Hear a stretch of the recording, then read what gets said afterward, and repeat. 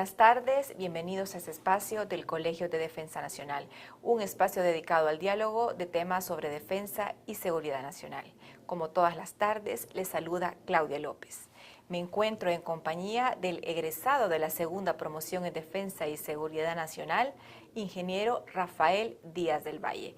Muy buenas tardes, bienvenido nuevamente a su Colegio de Defensa Nacional. Muchas gracias, Claudia, muy feliz de estar con ustedes esta tarde.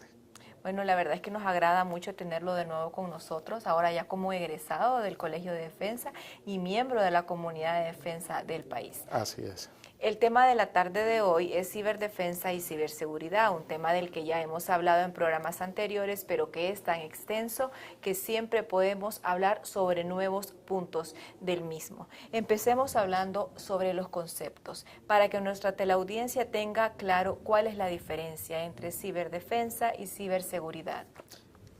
Bueno, Claudia, todo esto nace a raíz del concepto de seguridad informática. Conforme va avanzando la ciencia, nos vamos dando cuenta de que necesitamos áreas de especialización. Cuando nosotros hablamos de seguridad informática, hablamos de un campo bastante amplio que se centra en el manejo y administración de la información. Ahora bien, ciberseguridad como tal es la habilidad o el arte dentro del campo de la seguridad informática que se encarga de la detección de ataques informáticos. Ciberdefensa es la capacidad que tienen las instituciones de poder contrarrestar este tipo de ataques. Y más o menos, ¿hace cuánto tiempo ya se viene hablando de estos términos? Estos términos entran en el argot popular hará unos 5 años.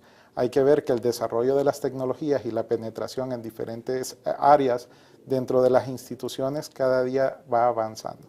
Por lo tanto, ya hablamos de elementos de guerras de quinta generación, por ejemplo, en donde ese campo virtual o ese campo de la seguridad informática juega un papel muy importante. En ese punto, cuando los gobiernos se dan cuenta de su vulnerabilidad, es cuando empezamos a acuñar este tipo de conceptos. En el caso de Honduras, Rafael, ese término no todo el mundo lo conoce, no ha sido todavía muy socializado.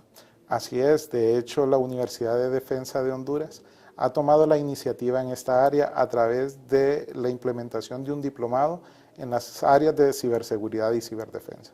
¿Usted es egresado de este Así diplomado? es, tenemos el honor de haber participado en la primera promoción del diplomado de ciberseguridad y ciberdefensa. Algo que sí me gustaría que usted nos comentara ya tiene la experiencia como egresado del Diplomado en Defensa y Seguridad Nacional. ¿Cómo logra complementar esos conocimientos adquiridos el año recién pasado, ahora, con lo que tiene que ver con ciberdefensa y ciberseguridad, que tienen que ver siempre con la defensa y la seguridad nacional? Así es importante. Como egresado de la especialidad, nosotros nos damos cuenta de la influencia y de los diferentes tipos de poderes que tenemos en la sociedad. Y no podemos dejar de lado el hecho de que poco a poco esa brecha tecnológica con países de primer mundo se va haciendo cada vez más corta. Dependemos mucho de la tecnología en la actualidad y por lo tanto nos volvemos vulnerables ante el uso de esta tecnología. Elementos de ciberseguridad y ciberdefensa nos ayudan y nos apoyan a tener y convivir en un ambiente más seguro, Claudia. En lo que se refiere a las amenazas, ¿de qué estamos hablando? ¿Cuáles son estas? Hay muchos tipos de amenazas. Por ejemplo, tendríamos que hablar de elementos de carácter económico en este punto. Aspectos como el país tiende a una bancarización y esa bancarización tiende a una automatización y al uso de sistemas de información para la administración y traslado de cuentas. Y ahí vemos elementos de carácter tecnológico bastante fuertes. Por lo tanto, requieren elementos de seguridad muy específicos. Nosotros en la actualidad, la mayoría hace uso de banca electrónica para poder acceder al manejo de sus cuentas. Y este acceso lo hacemos a través de dispositivos como los teléfonos celulares. Podemos ver cómo la penetración de este tipo de dispositivos ha crecido en nuestro país y por lo tanto la vulnerabilidad que este tipo de dispositivos representa son elementos clave cuando hablamos de ciberseguridad y ciberdefensa. En el caso del ciudadano, ¿cuáles serían las amenazas a los que ellos están vulnerables? Para las personas que no tienen conocimiento informático, se encuentran bastante vulnerables. ¿Qué tipo de amenazas podemos encontrar? Por ejemplo, el hecho de de perder el acceso a sus cuentas bancarias. Un ciudadano que no tiene la adecuada capacitación en temas de seguridad no ve la importancia, por ejemplo, del uso de contraseñas en sus teléfonos celulares, no ve la importancia de la complejidad de la contraseña cuando uno accede a algún tipo de servicio de carácter electrónico a través de una terminal como su teléfono celular. Todo esto lo enfrenta a robos de identidad, por ejemplo. Para las personas que nos están viendo, sí me gustaría que recalcara un poco la importancia precisamente que usted menciona del uso de contraseñas y del cuidado que se debe tener en qué dispositivos se accesa a las cuentas que se tienen. Así es, hay que ver que esto únicamente es como la punta del iceberg. La mayoría de nosotros en la actualidad recibimos, por ejemplo, nuestro pago a través de una transferencia electrónica. A través de una sucursal de banca electrónica hacemos uso de ese dinero para poder pagar colegiaturas de escuela, poder pagar servicios públicos, poder pagar tarjetas de crédito con los cuales realizamos un consumo en diferentes tipos de establecimientos que van desde alimentos a diversión. Por ejemplo, si nosotros no hacemos adecuado uso de este tipo de dispositivos, muy probablemente podamos caer en el robo de identidad. ¿A qué hace referencia esto? Por ejemplo, alguien puede venir y puede generar una transferencia electrónica de mi cuenta de ahorros a una tercera cuenta, o puede tener acceso a los números de mi tarjeta de crédito para poder ser clonada y poder ser utilizada en otros establecimientos, cayendo esto en perjuicio del bienestar de la persona de pie. Con el uso de las tarjetas de débito y las tarjetas de crédito, ¿qué tan seguro es utilizarlas en los establecimientos? O más bien, ¿qué establecimientos deberíamos de tener como cierta reserva para poder utilizarlas? Poco a poco las tecnologías van cambiando precisamente debido a estas amenazas y a estos riesgos. Hay que ver que en la actualidad las tarjetas de crédito ya no hacen uso exclusivo de la banda magnética. La mayoría de dispositivos o tarjetas utilizan chips que permiten encriptar la información y que éstas se vuelvan más seguras. Ahora bien, ¿qué cuidados debemos de tener? Por ejemplo, debemos de tratar de no perder de vista nuestras tarjetas cuando generamos transacciones. Puntos vulnerables pueden ser restaurantes, bares, centros de entretenimiento o inclusive las mismas gasolineras. Ahora bien, otro de los conceptos que queremos desarrollar en este programa es lo de los virus. Cuando hablamos de un virus, ¿qué queremos decir con ello? Al hablar de virus, hablamos de un programa informático que está diseñado para poder generar algún tipo de acción en un dispositivo electrónico. Existen diferentes tipos de programas que se pueden catalogar como virus.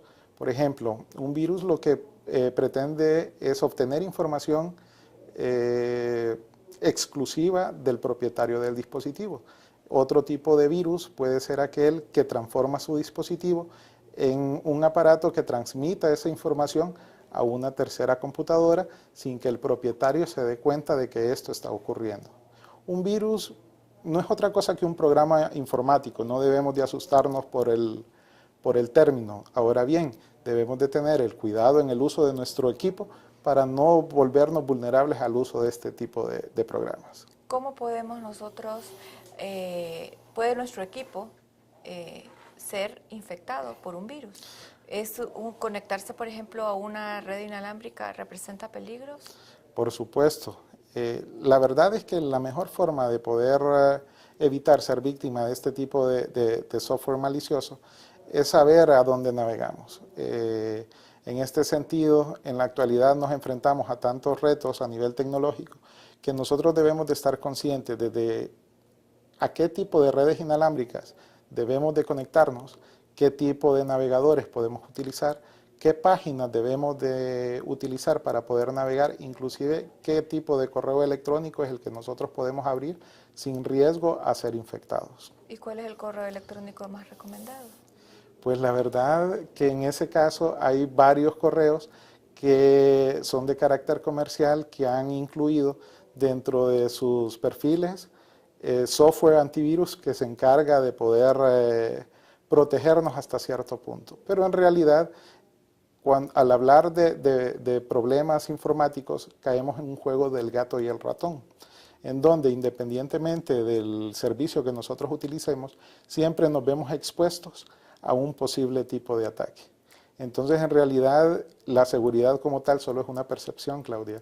Eso es algo que hemos aprendido a lo largo de nuestra experiencia. Otro de los términos bastante utilizados últimamente y que se escucha en los medios de comunicación es el de hacker. ¿Qué es un hacker? Un hacker es una persona con ciertas habilidades o competencias técnicas que se encarga de tratar de violentar sistemas de información. Algunos lo hacen por fines netamente personales, el hecho de retarse a sí mismos para poder acceder a estos sistemas, mientras otros lo hacen con fines comerciales. Cobran por poder acceder a este tipo de servicios. Usted me preguntaba, ¿qué sistema de correo electrónico podría ser el más seguro? Déjeme decirle que existe un término que se llama Deep Web. En realidad en Internet nosotros únicamente vemos cerca de un 15% de todos los sitios web que se encuentran alojados. El resto se encuentra fuera de la percepción de los navegadores comunes o de los buscadores comunes como Google. Y en estos sitios, dentro del denominado Deep Web, podemos encontrar y contratar servicios de hacker que cobran alrededor de $2 o $3 por poder identificar o descubrir una contraseña de un correo o de un servicio de correo. Por supuesto, eso es ilegal. Ese es otro término que podemos abordar en otro programa, debido a que la ley establece que si un delito no está tipificado, no se transforma en delito. Y hasta este momento se están realizando los cambios dentro del Código Penal Nacional para poder tipificar aquí en Honduras los delitos relacionados con elementos de carácter tecnológico. ¿No existía ningún reglamento anteriormente? ¿Es hasta ahora que se están tomando medidas? Así es, todavía el Congreso Nacional está discutiendo las modificaciones al nuevo Código Penal. Ahora bien, cuando hablamos de hackers, ¿cuáles son se puede decir, empresas que son más susceptibles a sufrir un tipo de ataque por parte de estas personas? La verdad es que toda empresa es susceptible a este tipo de ataques. Si lo vemos desde la perspectiva de la seguridad nacional, son aquellas empresas que utilizan información o almacenan información pública. En Honduras, empresas como la SAR, como el Registro Nacional de las Personas, como la empresa nacional de energía, la antigua empresa nacional de energía eléctrica, el SANA, y estas empresas que se dedican a brindar servicios de infraestructura crítica. Nuestro compañero creo que va a ahondar más adelante en estos términos. Lo de los ciberataques, por ejemplo, ¿se ha dado aquí en el país un ciberataque? ¿Se ha dado en la región centroamericana un ciberataque? Sí, pero es muy raro que las empresas o los medios de comunicación le den cobertura a esto. Dentro de mi experiencia personal, por ejemplo, hace cerca de 2 o 3 años se dio un caso dentro de la Universidad Nacional Autónoma de Honduras. ¿Usted es maestro de ahí? Soy docente en la carrera de Ingeniería en Sistemas, impartiendo la clase de Seguridad Informática. Se dio un caso en la Universidad Nacional en donde se identificó que un docente proveniente de San Pedro Sula había accedido a la base de datos, o se suponía había accedido a la base de datos y había modificado las calificaciones de algunos estudiantes. Entonces entró a un proceso, se identificó, se le dio seguimiento y luego se le capturó. Cabe mencionar el hecho de que a él se le absolvió de los cargos debido a que él logró demostrar que la seguridad de esta institución era bastante frágil y así como él había podido acceder a realizar este tipo de modificaciones, cualquier persona hubiera podido hacerlo en su momento. Como docente de la carrera de informática en la Universidad Nacional, ¿cómo considera usted que está el nivel de conocimientos de los hondureños en la temática? Se han hecho varios estudios respecto a eso. En realidad todavía nos hace falta mucho por conocer respecto al tema de seguridad informática. La mayoría de los ataques se dan por principio de ingeniería social. El hecho de que se pueda obtener las contraseñas a través de las personas que las utilizan. Un tip de esto, y yo creo que todos lo hemos podido ver en nuestras oficinas, es el hecho de que por muy compleja que sea la contraseña, si la persona que hace uso de ella la copia en un post-it y la pega en el monitor de su computadora, prácticamente la publica y la vuelve del dominio de toda su oficina. Entonces este tipo de pequeños comportamientos son los que tenemos que evitar realizar, y eso únicamente se logra a través de la capacitación y en programas como el que usted está dirigiendo el día de hoy. Otro de los términos que se utilizan es el de ciberterroristas, cibercriminales. Son similares, pero ¿tienen alguna diferencia? Sí, en realidad uno es la motivación, qué es lo que los motiva, y lo otro es el objetivo. Un cibercriminal es aquella persona que hace uso de la tecnología para poder cometer un crimen. Este crimen depende de la tipología del Código Penal del país en donde se realiza. Y el ciberterrorista lo que busca es generar y causar terror dentro de la comunidad. Para poder lograr esto, ellos generan una serie de distintos tipos de ataques. Uno de los ataques más comunes es el ataque de denegación de servicio.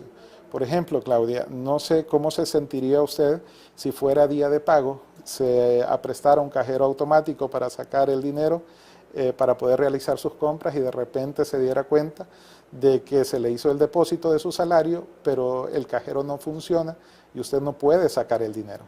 Y al día siguiente se apresta al cajero y se da cuenta de que no puede sacar el dinero. Por lo general eso tiende a generar angustia, ¿cierto? Sí. Entonces podríamos determinar que esto podría ser algún tipo de ciberterrorismo, porque lo que busca es generar ese miedo dentro de la población. Pero no significa que han retirado el dinero. O ya si se da el caso. Lo transformaríamos en un crimen informático. ¿Es posible que se pueda a través de un cajero electrónico, pueda de alguna manera otra persona tener acceso a mi contraseña de la tarjeta? Sí, hay... ¿Qué cuidados debemos de tener cuando nosotros vamos a un cajero electrónico? Cuando vamos a un cajero electrónico, lo primero que debemos de hacer es tratar de identificar que nadie está alrededor nuestro. Luego, y esto parece mentira, es hacer pruebas físicas del cajero.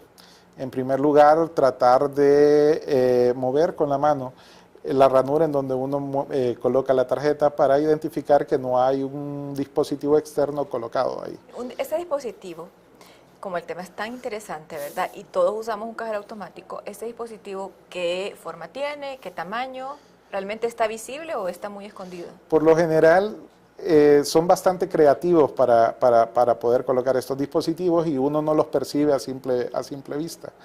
Entonces hay que tener cuidado con eso. Lo otro es, no sé si hemos notado que los teclados de los cajeros en la actualidad traen como una recubierta plástica que permite cubrir la mano. Sí.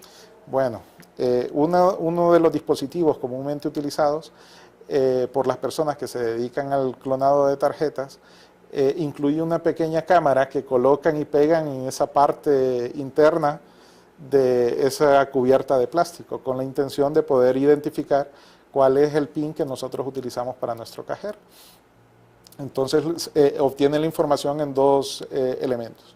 Cuando nosotros deslizamos la tarjeta, leen nuestra barra magnética o leen la información del chip, y luego al colocar nuestro PIN, ellos con la cámara logran ver cuál es el PIN. Con esa información clonan la tarjeta y extraen dinero de cualquier cajero automático. Que se han desmantelado bandas de clonadores de tarjetas. Lo hemos visto en las noticias y es algo común. Lo que sucede es que muchas veces la información del cómo se omite por parte de la prensa, entonces eso no nos permite al ciudadano común y corriente poder educarnos y poder identificar cuáles son las medidas que podemos tener para podernos proteger. Ahora bien, algo que sí me gustaría que que usted nos comentara es cómo usted logra que encajen, por ejemplo, ya es egresado de la especialidad en defensa y seguridad y con sus conocimientos sobre ciberdefensa, ciberseguridad, ¿cómo se complementan estas dos áreas? La verdad es que es algo que es prácticamente nato. Nos encontramos ya en el año 2017 y vemos cómo la tecnología va de lado con nosotros. Por lo tanto, al poder identificar y al haber adquirido los conocimientos que me proporcionó la especialidad y luego el diplomado en ciberseguridad y ciberdefensa, me permite a mí, desde mi postura como docente universitario en el área de tecnologías de información, poder incorporar todo esto dentro de un elemento de planeación estratégica. Cuando nosotros identificamos a través del diplomado en ciberseguridad y ciberdefensa cuáles son los principales tipos de ataques, por ejemplo, cómo se realizan estos ataques, cómo se pueden prevenir estos ataques. Esto me permite a mí poderme preparar en un futuro cercano para poder protegerme ante este tipo de amenazas. ¿Cómo considera usted esta iniciativa que ha tenido la Universidad de Defensa con este diplomado? Espléndida. Yo creo que esto es un paso al frente para el desarrollo del país debido a que al ser Honduras, un país que tiene altos índices de crecimiento, poco a poco vamos a ir reduciendo esa brecha tecnológica. Por lo tanto, vamos a ir volviéndonos más dinámicos en el uso de tecnología. Y el hecho de que existe este tipo de diplomados nos permite a nosotros dar pasos firmes ante el desarrollo tecnológico del país. Rafael, le agradezco por habernos acompañado en este primer bloque de este programa. Esperamos que podamos seguir hablando en futuras ocasiones sobre este tema. Muchas gracias por habernos acompañado. Muchas gracias a ustedes por la invitación y estamos para servirles.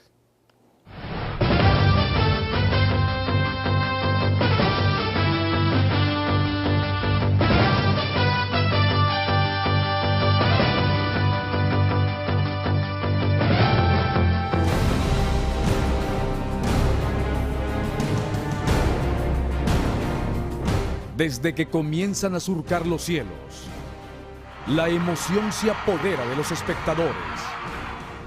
Muchos dicen que se asemejan a las águilas o a los halcones, porque vuelan como las aves. Son gigantes como árboles secoya, y sus sombras proyectadas en la tierra anuncian con prudencia su llegada.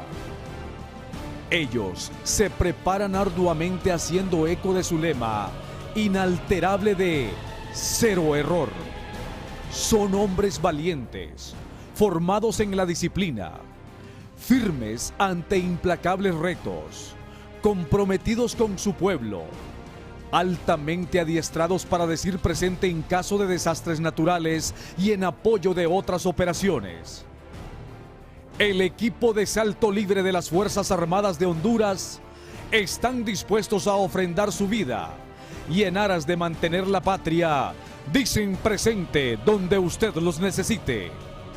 Fuerzas Armadas de Honduras.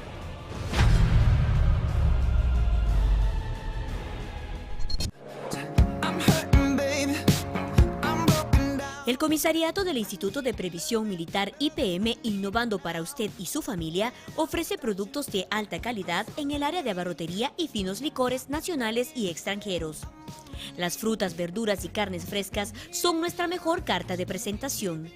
También aproveche los excelentes precios en electrodomésticos, línea blanca y línea negra, muebles para el hogar y motocicletas. Ahora contamos con nuestra nueva área de calzado para todos los gustos y edades. Para los afiliados al IPM contamos con una línea de crédito y excelentes descuentos para el público en general. Visítenos en la Colonia Godoy, contiguo al Fondo Hondureño de Inversión Social FIS, que con gusto le atenderemos. Comisariato IPM, más que un supermercado a tu servicio. CONAPREM ha desplegado a 20.000 miembros y voluntarios de las 27 instituciones que lo integran. El objetivo es garantizar la seguridad de los 3 millones de hondureños que se movilizan en Semana Santa. Para ello, se ha activado más de 600 puntos de control a nivel nacional, asegurando atención especializada, control de velocidad y talleres móviles. Este año CONAPREM realizó inspecciones físico-mecánicas a más de 3.000 unidades de transporte público. Asimismo, se están aplicando pruebas de alcoholemia para verificar que los pilotos de automóviles no conduzcan en estado de ebriedad. Más de 3.000 rescatistas acuáticos fueron preparados para atender emergencias en las principales playas del país. Asimismo, hacemos un llamado a los ciudadanos para que esta Semana Santa hagan la diferencia y actúen con prevención. Ama a Honduras y disfruta con prevención.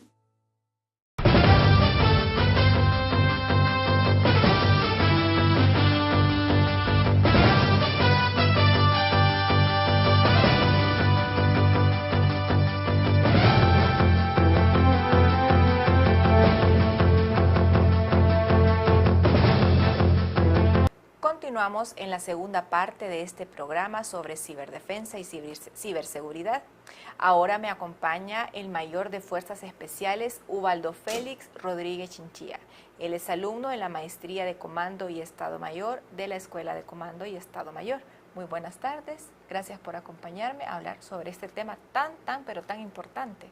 Buenas tardes, licenciado, un placer estar aquí con usted, con su teleaudiencia y sí, un tema de mucha importancia en el cual pues para nosotros es un verdadero privilegio poder hacer un pequeño aporte para poder documentar y estar cada vez más preparados para esto, que es algo a lo cual nos enfrentamos día con día. Mayor Rodríguez, algo que me gustaría saber es ¿cómo empieza usted a interesarse por esta temática? ¿Cuándo nace ese interés por estudiar y conocer lo que se relaciona con la ciberdefensa y ciberseguridad? Pues es bien importante reconocer cómo nuestras autoridades, nuestro alto mando, pues día con día se ponen en sus objetivos la preparación de nosotros como oficiales superiores, oficiales subalternos en las diferentes categorías. Y es así como en esta gama de oportunidades la Universidad de Defensa, además de proporcionarme la oportunidad de cursar una maestría, se dio la oportunidad también de cursar el diplomado en ciberdefensa, ciberseguridad, y es así como pues el interés que siempre he tenido por la parte de la tecnología, la parte de los sistemas informáticos, pues se dio propicio para poder ahondar en esta nueva gama de temas, en esta nueva sistemas de informática que día con día pues son más innovadores, se vuelven más interesantes y por tanto pues de más agrado para nosotros. Antes de ingresar al diplomado, ¿ya usted tenía conocimiento sobre el tema o fue precisamente esta oferta de la UDH que lo hizo interesarse? Pues que se puede decir que los conocimientos básicos que uno recibe tanto en la formación desde escolar, en la formación de secundaria y en la institución, pues poco a poco en los diferentes procesos y en las diferentes asignaciones que he tenido, ha sido indispensable cada día incorporar los sistemas informáticos en nuestras funciones básicas y en el caso de mi especialidad como oficial del Arma de Fuerzas Especiales se da una necesidad un poco mayor al verse la necesidad dentro de las operaciones, dentro de las funciones que nosotros cumplimos, del uso de tecnología, del uso de la tecnología que necesariamente va actualizándose cada vez más. Pero a usted siempre le ha gustado mucho lo que tiene que ver con la informática, porque yo lo veo como bien equipado. Sí, poco a poco, al hacer una necesidad, yo creo que para mí más que un reto, más que una situación que enfrentar, trato de que sea algo que se vuelve placentero para mí. Y de esa forma, cualquier oportunidad de estudio, cualquier oportunidad de capacitación en esta temática se vuelve interesante y ni cosa mejor poder desarrollarla en nuestras funciones diarias. Como oficial de las Fuerzas Armadas de Honduras, ¿qué importancia tiene para usted el conocimiento de este tema, el manejar este tema? Porque los ciberataques pues son parte de las nuevas amenazas a las que se enfrentan las naciones. Sí, hoy en día, ya en la parte dentro de nuestras funciones, la institución requiere de ir ampliando estas nuevas amenazas, estos nuevos escenarios a los cuales las Fuerzas Armadas como institución garante de los conceptos de soberanía, de integridad territorial, de velar por ese desarrollo, de ese bienestar en el cual pues, todos deseamos y el cual es un objetivo del Estado poder alcanzar y ofrecer a su población, se vuelve una necesidad prioritaria que a la par de nuestras responsabilidades diarias, de nuestras responsabilidades básicas, incorporar estos nuevos conceptos. En la parte anterior del programa pudimos escuchar cómo situaciones cotidianas como el empleo de un cajero automático, el empleo de un correo electrónico, a eso podemos sumar el hacer una tarea diaria con nuestros hijos, emplear la tecnología para algo tan cotidiano. Ahora trasladémonos a la parte que igual se ahondó un poco en la parte anterior, la necesidad de un gobierno de que todas sus funciones hoy en día, o la mayoría de sus funciones, se puedan llevar a cabo desde sistemas informáticos, el concepto de gobiernos digitales, gobiernos que están al alcance de toda su población por medios electrónicos, y de esta forma, así como avanza la tecnología y permite un mejor acceso a recursos, a funciones, de igual forma tenemos que llevar a la par que todo esto trae riesgos que el Estado como prioridad debe de asumir, y ni cosa mejor que la institución dedicada a velar por estos niveles de seguridad, pues sea las Fuerzas Armadas, y tomar la ciberseguridad, la ciberdefensa como un eslabón más para estos nuevos escenarios, estos nuevos adversarios a los cuales debemos enfrentar tanto de forma preventiva, y en el caso de que llegara a dar ataques, ciberataques, pues también contar con las herramientas y el personal para contrarrestarlos. ¿De qué hablamos cuando decimos amenazas mundiales o amenazas regionales? Podemos identificar hoy en día, el acceso a la tecnología nos permite poder ver noticieros, poder tener acceso a televisión digital de todo el mundo, y nos podemos dar cuenta cómo las naciones que de alguna forma controlan la parte económica, la parte que nosotros comúnmente llamamos de primer mundo, cómo en ese desarrollo, a la par de ese desarrollo de tecnología, de innovación, se ven en la necesidad de generar medidas contra lo que se podría denominar algún tipo de competencia, por quién tiene mayor control, quién tiene mayor o mejor tecnología, llámese en la parte de defensa, que es uno de los sectores más expuestos últimamente por la parte de los medios de comunicación, como las grandes potencias del mundo en esa lucha por demostrar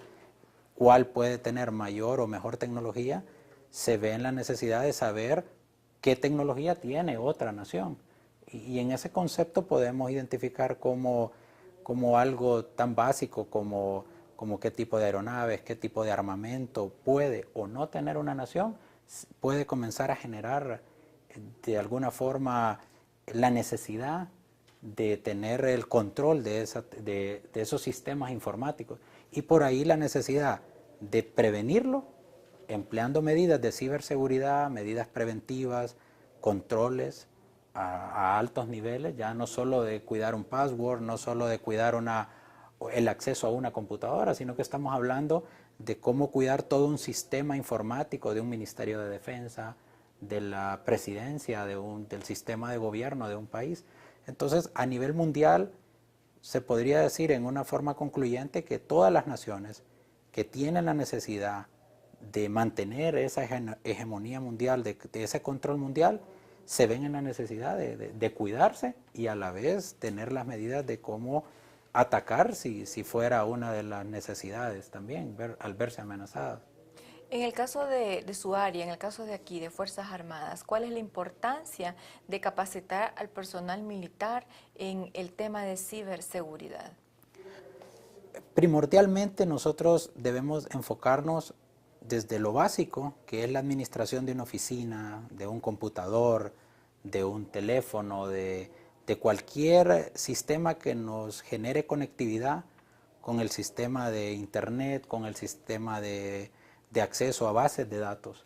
Desde esa parte básica que la abordaron en la parte anterior, del control de contraseñas, el control de quién tiene el acceso a esas contraseñas, hasta poder avanzar hasta sistemas más avanzados como nosotros normalmente los escuchamos en los sistemas bancarios, en los sistemas fiscales. De igual forma, en las Fuerzas Armadas, en cualquier otro sistema judicial, el sistema policial, la información, las bases de datos que estas instituciones manejan, se vuelven información de alto valor. Y por tanto, ya no solo es el hecho de cuidar un computador, de cuidar un teléfono, sino que estamos requiriendo de cuidar todo un sistema. Y por ahí la necesidad de que todo el personal, no solo contar con especialistas en ciberdefensa o especialistas en ciberseguridad, sino que en un sistema del diario operar o del diario vivir en una institución, todos debemos hoy en día generar un aporte, cuidando y generando una cultura de seguridad cibernética, por decirlo así, una cultura de ciberseguridad. Sí, eso es bien importante lo que usted menciona, generar una cultura de ciberseguridad. El tema de la ciberseguridad, ¿desde cuándo se le comienza a dar la importancia de vida? ¿Desde cuándo ya se empieza a ver que realmente es una amenaza para la seguridad nacional? Nosotros podemos definir que el concepto de ciberseguridad, principalmente en el sistema nacional, en lo que es Honduras, podemos decir que los que comienzan con esa necesidad es el sistema bancario, el cual es de común conocimiento, se ha visto en la necesidad de ir innovando, de ir ampliando sus funciones al uso de sistemas de banca por internet, de cajeros automáticos, sistemas enlazados ahora con teléfonos inteligentes. Entonces estamos hablando de un promedio de 5 años, de 5 años hacia acá, en los cuales ya no solo el sistema bancario, ya ahora cada institución le ha dado un valor a la información y en prioridad a la información digital. De ahí cómo al generarse esta necesidad, una institución como las Fuerzas Armadas, prácticamente pionera en esta temática, comienza al identificar la necesidad en generar educación, en generar capacitación en este tema, pues da los primeros pasos con lo que podríamos llamar educación no formal, al generar charlas, conferencias y seguidamente al tener ya identificada cuál es la problemática o cuál es la situación, ya no solo mundial, regional, sino de las amenazas en las cuales poco a poco, al estar conectados con este mundo, nos vemos en la necesidad de requerir. Y por ahí la Universidad de Defensa, el Colegio de Defensa, la Escuela de Comando, implementan dentro de sus currículos la temática, desde un punto de vista básico de esa cultura de ciberseguridad hasta poder incluir temas ya especialistas dentro de componentes militares o la implementación de poder llegar a organizar o contemplar dentro de una estructura funcional, contar con componentes militares, con equipos que van a poder llevar a cabo misiones de ciberdefensa en un futuro inmediato, por decirlo así. Y de esta forma ya no solo hablar de capacitación, sino que ampliar esta necesidad de seguridad a poder generar ya colaboraciones internacionales, al darse una situación regional, por ejemplo, en el marco de los sistemas regionales en los cuales está integrada la Fuerza Armada de Honduras y en general el Estado. Bueno, por supuesto a usted se le facilita mucho más porque es egresado del diplomado, pero usted contempla que es posible o necesaria quizás la creación de alguna oficina dentro de la institución específicamente dedicada al manejo de lo que tiene que ver con ciberseguridad. El concepto de ciberseguridad y ciberdefensa es generado por estas amenazas. Las amenazas que, como pudimos escucharlo en la parte anterior, se dan. Algunas no trascienden en los medios de comunicación, algunas pueden llegar a trascender, y en esa necesidad vamos a ir identificando cómo el alto mando de la institución, y en este caso el gobierno, va a requerir en este momento de identificar qué es un cibercriminal, qué crímenes van a poder entrar en esa categoría. Entonces, En este momento nos encontramos en una revisión de las leyes, en una actualización. Hemos escuchado en los medios de comunicación cómo ya el mismo Congreso Nacional ya está considerando la revisión de ciertas leyes para poder incluir estas nuevas amenazas a la población, a la inversión pública, a la inversión privada, y de esta forma, al contar ya con los fundamentos legales, va a ser un poco más fácil poder asignarle a cada institución cuál va a ser su responsabilidad. A la Policía Nacional le corresponderá solventar algún tipo de problemática, al Ministerio Público otra, a las Fuerzas Armadas otra.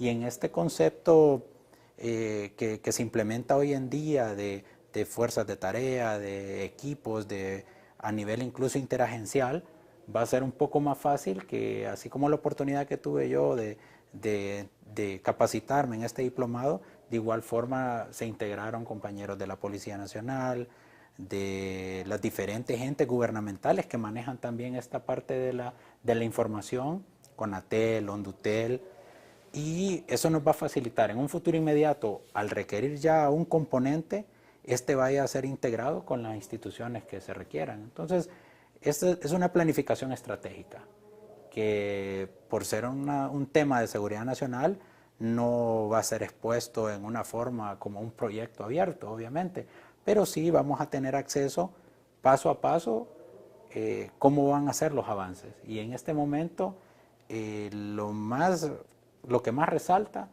es que se pudo identificar la necesidad, y en la fase que nos encontramos en este momento, que es la capacitación, y ya el interés en podernos asesorar de países amigos, los cuales ya nos pueden dar opciones de equipamiento, de más capacitación, y de esta forma va a ser un poco más fácil al momento que toque ya organizar ese componente. Aunque ya lo hablamos así como un poco escuetamente en el bloque anterior, sí me gustaría que ampliáramos sobre lo que tiene que ver con el uso de la tecnología en el ambiente familiar, el ambiente laboral y el ambiente ya en lo personal. Es bien importante que recalcar ese concepto, cultura, volverlo parte de nosotros mismos. Hoy en día, si no tenemos una computadora personal, tenemos un teléfono inteligente, y en nuestro trabajo se ha vuelto indispensable como una herramienta de trabajo contar con una computadora. Comenzar desde algo tan básico como quién tiene acceso a esa computadora, por qué 2 o 3 personas más van a tener acceso si solo yo trabajo en esa computadora, y la información que está ahí, por muy sencilla que sea la administración de una cafetería, la administración de un pequeño negocio, ¿por qué va a tener acceso 2 o 3 personas más? Entonces es una cultura. Eso es lo que yo quiero lograr en este programa, que usted explique el peligro que representa el tener un descuido en este tipo de situaciones, el por qué debemos ser cuidadosos con el uso de la tecnología, porque puede esto desencadenarse en situaciones hasta trágicas. Sí, hay algo bien importante, y es que como toda acción maliciosa, vamos a evitar usar el término ilegal, porque la temática a ese nivel de leyes y del análisis de las leyes pues todavía está en estudio. Entonces vamos a definirlo como maliciosa, un interés malicioso de alguien de robarnos nuestra identidad, hacerse pasar por nosotros en una actividad comercial, y obviamente generar un crédito, un débito de nuestro dinero, y ya generar un daño a nosotros. De otra forma, algo tan sencillo como el valor que nosotros le podamos dar a los recuerdos, a una fotografía, cuánta información familiar podemos guardar de nuestros seres queridos en un teléfono inteligente, y que al no manejar bien una contraseña, nosotros nos miremos expuestos a que se pierda esa información. Y en un concepto ya de más daño, cómo alguien puede robarnos esa información y, a cambio de recuperarla, cobrarnos dinero por manejar un término, algún tipo hasta de extorsión. Un tipo de robo, en el cual, a cambio de retornar a mí esa información, yo tenga que generar un pago. Y eso se da mucho, ¿verdad? Hemos escuchado muchos casos de actrices, de actores que han sido extorsionados Hoy en día, en publicar sus fotografías. Hoy en día, en esa necesidad del uso de las redes sociales, podemos incluso darnos cuenta cómo hasta en nuestra sociedad. Ahora bien, ya que toca el uso de las redes sociales, se da esa vulnerabilidad. ¿Qué cuidado debemos tener al utilizar una red social? En especial cuando tenemos hijos o hijas adolescentes, ¿no? ¿A qué peligros ellos se pueden enfrentar en el uso de estas redes sociales, en donde se encuentran con muchísima gente que ni siquiera saben quién es? La principal herramienta con el tema de las redes sociales es el control. Si van a ser de acceso para un menor de edad, obviamente la supervisión de un adulto, eso es indispensable. Y un consejo que suele repetirse en las iglesias, en las escuelas, en los colegios, es dónde ubicamos una computadora. Una computadora que va a ser de uso de un menor o de un niño no puede estar en un cuarto bajo ningún tipo de control. Entonces, un consejo fácil, sin ahondar en tantos que podríamos hablar, es que si vamos a tener una computadora que va a ser de acceso para los niños, para todos en nuestro hogar, debe estar en un lugar a donde todos los que estamos circulando por la sala, por las partes públicas de la casa, las partes comunes, perdón, el comedor, la sala, entonces ese puede ser un buen sitio para colocarla. Entonces, empezar por el control. Así como ese pueden haber una infinidad de recomendaciones, pero la principal es el control. Así como nosotros mismos debemos de tener control a quienes aceptamos, a quienes no aceptamos, independientemente la red social se alimenta o se desarrolla de esa interacción. Yo la acepto, me aceptan a mí, yo intercambio esta fotografía, me mandan una fotografía a mí. Independientemente de la red, lo que hay es una interacción de personas que nació con una buena intención y lastimosamente se ha prestado para una cantidad de intenciones maliciosas como daños a menores, pornografía infantil, las cuales gracias a Dios ya en esa que sí se identificó como problemas de mucha importancia y de mucho daño a la población infantil principalmente, sí ya están regulándose en leyes que ya prácticamente se están poniendo en ejecución y ya es de común conocimiento cómo han empezado a caer en actos ilícitos personas por el trasiego y la manipulación de una fotografía, de fotografías con contenidos ya malintencionados. Entonces, yo creo que lo más importante es el control, tanto de nosotros como adultos, de cómo vamos a manejar esa red social y con mucho más medida el control que vamos a tener sobre los menores, que también van a tener acceso. Cuando nos registramos en una red social, ¿cuáles son los datos que no debemos de dar? En realidad las redes sociales, le repito, al igual que la tecnología, no se crearon con el temor de que iban a terminar siendo una herramienta del mal, una herramienta para criminales. Pero muchas veces lo son. Pero están terminando lastimosamente en manos de gente con esas intenciones. Entonces, las mismas operadores, los mismos buscadores, los mismos empresas que se dedican al comercio electrónico, cada vez nos tratan de ofrecer mejores medidas de seguridad.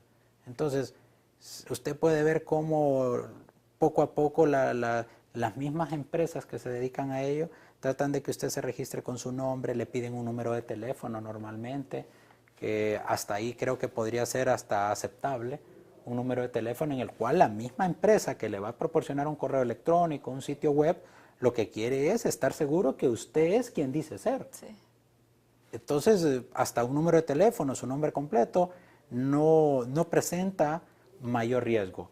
El tema se vuelve un poco más sensible cuando usted comienza ya a definir, por ejemplo, una identificación, como en el caso de Honduras, su tarjeta de identidad, el número de un pasaporte, y con mucho más riesgo el número de una tarjeta de crédito, el número secreto, que también que es otra medida que tienen las tarjetas de crédito, que también ya si le piden su número de la tarjeta de crédito y además de ello le piden los otros controles de seguridad del emisor de esa tarjeta de crédito, prácticamente la están exponiendo a usted.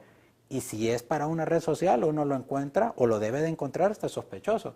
Si la función de la red social es intercambiar fotografías, intercambiar información, ¿para qué me van a pedir un número de una tarjeta de crédito? Entonces, Primeramente es ser desconfiado, lastimosamente sin caer en ningún tipo de paranoia o de que vivimos en un mundo inseguro, no, nada que ver. El Estado principalmente está ofreciendo las herramientas, se están actualizando las leyes, se están generando la capacitación para que instituciones como las Fuerzas Armadas, a través de la Escuela de Comando y Estado Mayor, el Colegio de Defensa, la Universidad de Defensa, puedan capacitar a su personal para proporcionar esas medidas de seguridad. Algo que ya estamos en la parte final del programa, pero sí me gustaría que usted realmente despertara ese interés en los televidentes por aproximarse a las Fuerzas Armadas, a la Universidad de Defensa, al Colegio de Defensa, para poder capacitarse en estos temas que son realmente súper importantes para nuestra seguridad.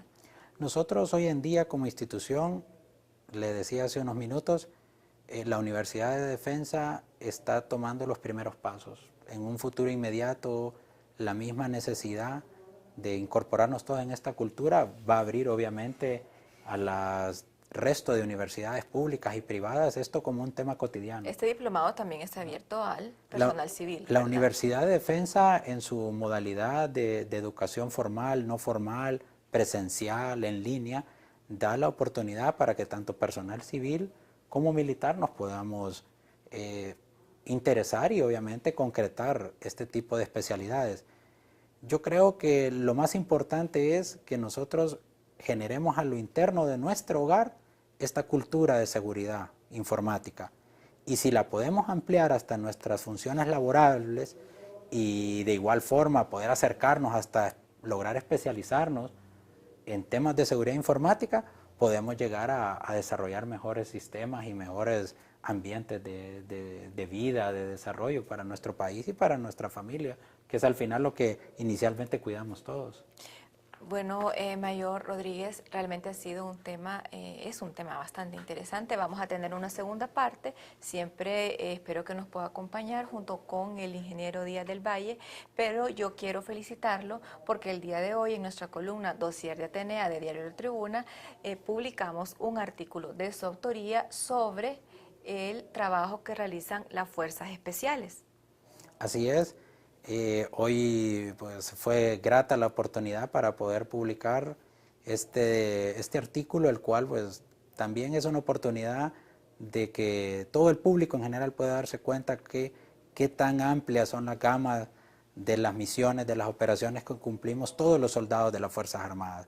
Y en este afán por hacer bien nuestro trabajo, centros de estudio como el Colegio de Defensa, como la Escuela de Comando y Estado Mayor, tienen como objetivo primordial formar y capacitar al personal que conforma las Fuerzas Armadas y al personal civil que se acerca a la institución, que trabaja en estos ambientes y en estos temas de seguridad. Así que también para mí es una oportunidad de hablar bien de algo tan importante como es nuestra institución, que es del pueblo y para ellos también que servimos. Nuevamente felicidades y gracias por haberme acompañado. Espero que podamos tener una segunda parte de este tema. Me despido, esto ha sido todo por hoy. Les recuerdo leer nuestros escritos en Diario La Tribuna, en nuestra columna Dossier de Atenea. También pueden buscarnos en Facebook como Colegio de Defensa Nacional para conocer todas nuestras actividades. Hasta la próxima semana. Buenas tardes.